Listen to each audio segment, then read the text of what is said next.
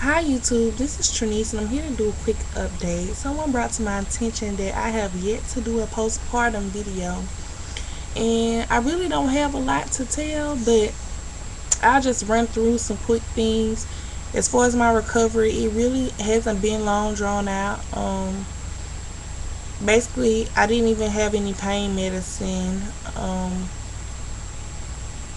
The day that I had her, I didn't have any pain medicine till the next day after I had her, and that's because I had to have an episiotomy, which wasn't like a big incision. It was small, but I also was felt the pain from the stitches after my epidural wore off. I mean, it was kind of irritating, especially when I go to the restroom. So other than that, I haven't really been in too much pain. They sent me home with Tylenol 3 and ibuprofen or something like that, and I maybe only took it once or twice since I was home. As far as I am like four weeks and 4 days postpartum at this point, and other than that, everything's been easy going. You know, the basic bleeding and spotting that you have after having a baby, I've experienced. As far as my breast milk and stuff is concerned, my milk came in maybe 3 or 4 days after I came home.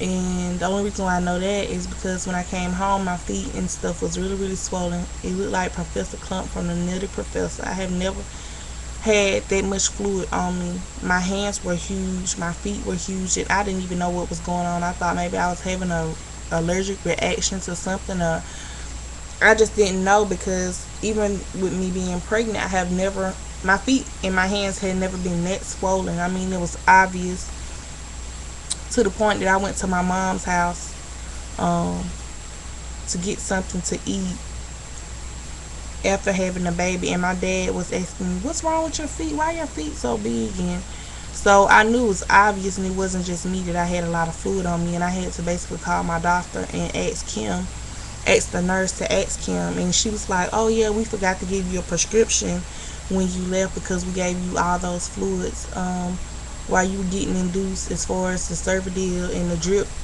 and all that, and that's why my feet and my hands were swelling so bad." So after they gave me some fluid pills, let me back up. After I came home, my feet swole up really, really bad. They gave me some fluid pills. But before I actually took the fluid pills, the day before I actually took the fluid pills, that's when my breast milk had came in. And I had forgot to wear a sports bra after I got out the shower. I just, put on a gown and got in bed. And when I woke up the next morning, my breasts were so huge. It looked like I had breast implants. So since I'm not breastfeeding, and I called my doctor because of the swelling or whatever, and he gave me the fluid pills. He asked me, was I breastfeeding, and I told him no. And so he gave me enough fluid pills, and since then I haven't had any problems with my breast milk, breast leaking or anything. My breasts have went down. Uh, I haven't had any leaking or anything. So I guess the fluid pills took care of my breast milk. My breast milk is basically, it hasn't dried up all the way. Occasionally, if I bump into something um, and press on my breast, I still have, my milk will still leak. But as far as, my breasts are back to normal size, so I'm not having any problem with that at this point. I think I may have my first cycle since having my baby, because the first week, now the first 3 days after having my baby, I think I had heavy bleeding, and then it tapered off until, just light flow, and I still had like brown spotting since then. All of a sudden Sunday I was having these really bad pains, cramping really, really bad, and that was Saturday and Sunday, and now I'm bleeding heavy, red blood. So um I'm guessing this is, I know this is TMI, but I guess this is my first cycle since having my baby. I don't know. Um thinking about calling my doctor, asking him about it, but I know I see him next week, so I'm not really concerned at this point because, like I said, I'm only 4 weeks and 4 days postpartum, so I don't know if this is normal or not. For any of you other moms out there that have experienced this or went through this, if you can fill me in on what's going on, it would be greatly appreciated. But other than that, I'm supposed to go to my doctor's appointment next week with my doctor for my 6 week checkup, and that's pretty much it. I haven't had any other problems. Basically, as far as my weight is concerned, I'm back to my pre-pregnancy weight, and I'm down like 5 pounds from where I was when I got pregnant. So that's great. I'm not gaining any weight at all. Like I said, I'm down 5 pounds. I weigh 5 pounds less than I did before I conceived my baby. So I'm guessing I'm doing pretty good. I'm gonna get out and start getting on the trail and walking with my husband,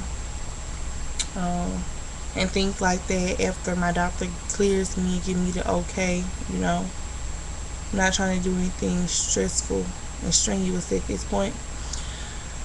The only other thing that I have to take care of is making an appointment. I'm getting tongue tied with my RE to basically see where I'm going to go as far as whether I'm going to do birth control or not. Me and my husband have discussed having another baby. My husband's like, whenever I feel like the time for us to have another baby, we just gonna go for it. But I do want my kids to be close, but I do want to get a chance to enjoy London, before I have another baby, because I don't know if I'll be sick like I was during this pregnancy. But it's something we're definitely considering, and depending on what my RE tells me, since I do have endometriosis and I only have one tube at this point, and I have PCOS, it may be in my best interest to try to conceive in the next few months, because with me having a laparoscopy like 2 times in 1 year, my doctor told me that my endometriosis doesn't really grow back really fast. But after he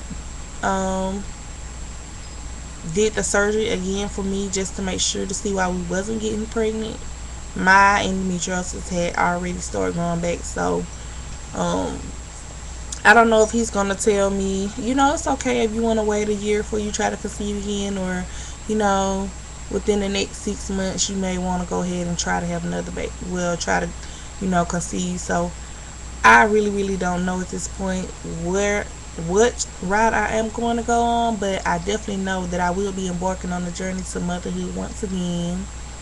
And that's pretty much it. I want to send a quick shout out to Kendra. What's up, girl? Can't wait to come see you in Braylon. I also want to send a quick shout out to Kimberly. I'm really praying for you this month on your TTC cycle, that everything goes well, as well as Nikki Proverbs. I know you're waiting. You're like in your 2-week wait to find out the results of your IVF cycle, and I'm wishing you all the best. I see you climbed your baby's room and everything, and I'm just lifting you up in prayer and happy to see you so positive, and